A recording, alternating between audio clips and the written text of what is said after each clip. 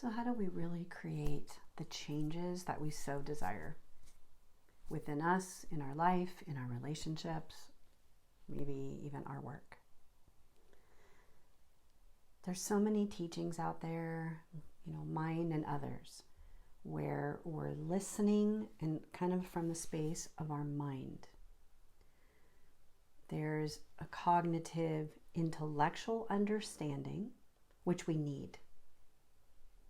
But without some sort of embodiment, through tools, through action, we don't see those changes really start to come about. And why we're really struggling in the first place is because we're in our head so much. From the head space, there's the judgment, the shoulds, drawing from beliefs, how we're not good enough, how we're never doing things right, which means we're comparing and judging ourselves and all of those things. So I love to work with people to help them really start to see the transformation in their life, in their body, in a really concrete way. And it doesn't happen overnight. But beginning to learn the new practices, if you already know things to do but just aren't doing them, we always start with right where we are. And with the embodiment, that's why I teach the practice of the heart coherence meditation. EFT tapping is also a way to embody. So embodiment, what does that mean, right? It's like getting into our body. If we don't connect with our body, we're living up here and we can't experience the fullness of who we are as a being. Physical being, emotional, mental. Mental might feel like it's in our head. Emotions can be experienced in our head, but we also have this physical body. And it is partly about physical sensations, but not just about that. But to fully live life is to feel all kinds of emotions. It's not all going to feel good. And that's why this runs, because it's trying to keep us safe. It's trying to keep us at a distance from all that pain. And when we do that, not only are we trying and maybe succeeding at not feeling the pain, we're also not feeling the full joy that we could feel. So it can be quite a process. It can be quite a process, of course. Again, starting where we're at. So at a very practical level, I love teachings that are so inspiring and like, hey, just, like I've made, shared videos where I'm like, you are enough. You are lovely as you are. And that's all completely true. And I hope that does, if people are ready for it, that it does start to get embodied. Like, because hearing it, we often just don't even think about that. But if we go, yes, then that will be embodied. Or you might go, no, and you find yourself resisting that just at a very subconscious, unconscious kind of level. Because we often don't believe it. So we're going to block that out. But if we want to have the transformation that we want, long-lasting transformation, probably what that looks like for you is feeling more joy, feeling more happiness, feeling more calm. And it's because it's not just about achieving, getting some things that you want so that you can feel better.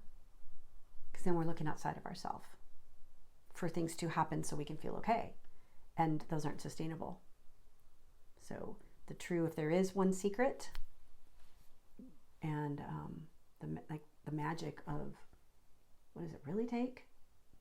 Takes going inward and getting connected, even when that's uncomfortable. There is another side to it, but we can't go around it. We have to go through it. That doesn't mean we have to relive everything. I'm not at all about suggesting people have to go back through everything. I like to blend it with being in the present moment, get grounded, like we're on the earth, I'm in a chair, my feet are on the ground, Visualization's wonderful for this. I listen to guided visualizations all the time. And, even just imagery connecting to the earth, and then even the energy of the earth coming up through my body all the way up into the universe. And then it's all connected and it can all flow. So we get grounded there, then we can get connected within ourself. We can connect with the little self. It's the subconscious who's still carrying, that the pain and the beliefs, how we're not good enough. We can invite that part of ourself in. We can love on that part of us and not ignore or push away some of those painful emotions. But those are also not the truth of who we are. So it's like holding space, our higher self for our little self, with the love of the universe, or whatever you believe, of the higher consciousness and energy, holding space that those feelings can be seen and felt, even embodied, not as our truth, but as what we're feeling. And then that will typically calm. And then for the transformation that we're seeking, then it can be, okay, from this connected place, connected, loving, open place, then we can ask really powerful questions. What is the next step for me that's for my highest good right now with regard to, you name it, whatever the category is. And then sitting in the quiet, and you can even do the heart-centered coherence, guided visualization first if you like. The nice thing about that is that gets the heart and the brain coherent, and then by definition that process is helping light up feelings of love, compassion, appreciation, gratitude, all of that. So from that place, we are going to access so much more ideas, sensations, all kinds of inspirations that we never otherwise would. Because we don't get new ideas from our mind. Our mind is interacting with everything, but if we're going to our head, it's going to be more practical or logical.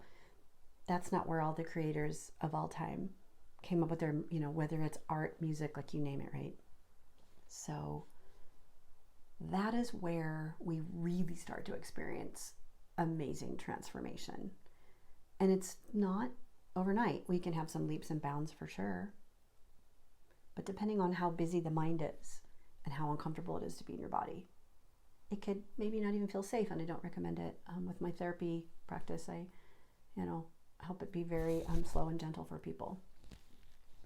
But I'm reaching out more to share this now outside of my therapy practice, because without these principles, I know that I wouldn't feel as good as I feel. And I'm done, I've been done for a long time analyzing, talking. Why do I feel the way that I do? This dynamic with this parent, or, whatever it was. It was really helpful when I came to know that there's nothing wrong with me. And what has happened in my past with anyone in my life seemingly disapproving of me or whatever it was, that was about them. It wasn't the truth about me. But when we're young, we don't know that. We just don't know that. That's about them. So, and then we separate from who we really are when we're young, and especially with trauma. There's all kinds of traumas.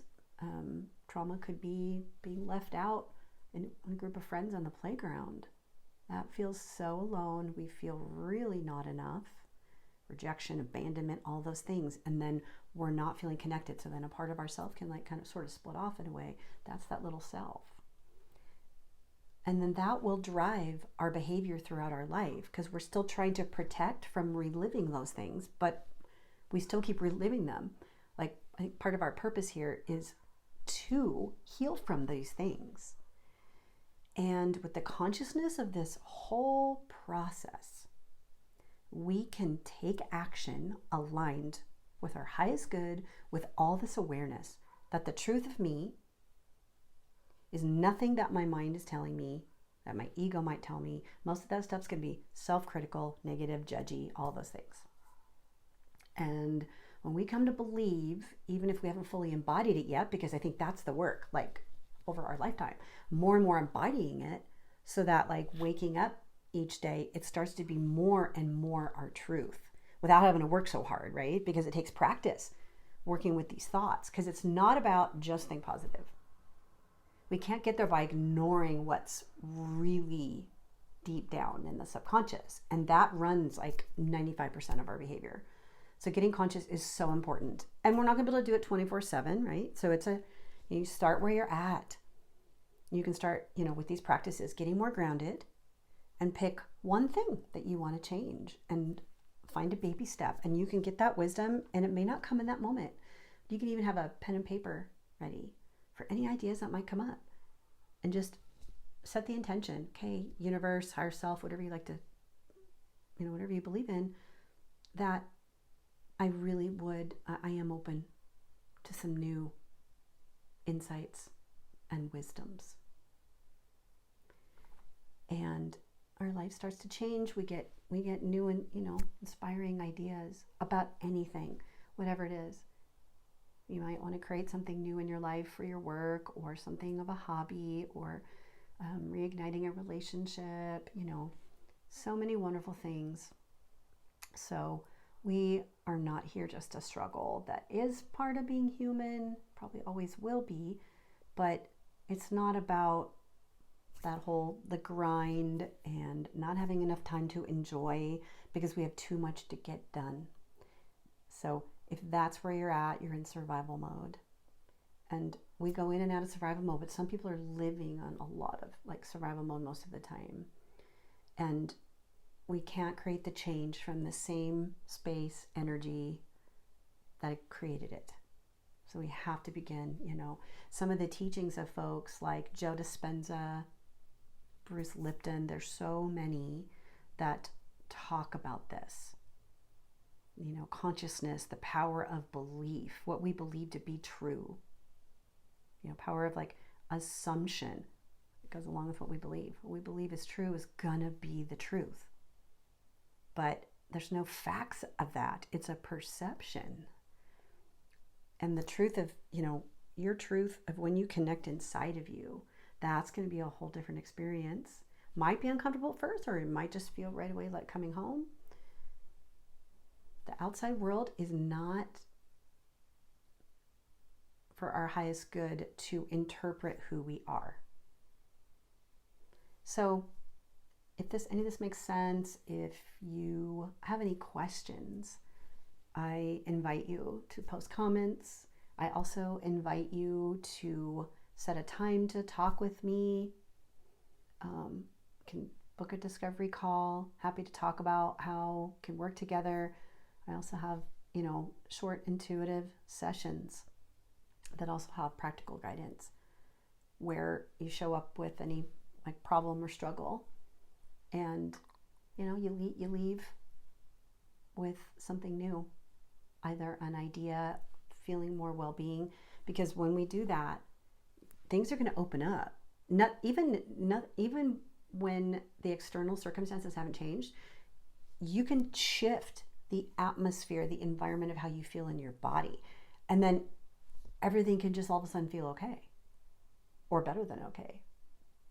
And when we do that more and more and more, again, not blocking out uncomfortable things and just trying to be positive, but if you're trying to solve a problem from fight, flight, survival mode, you're going to come up with what you've already got, not something new.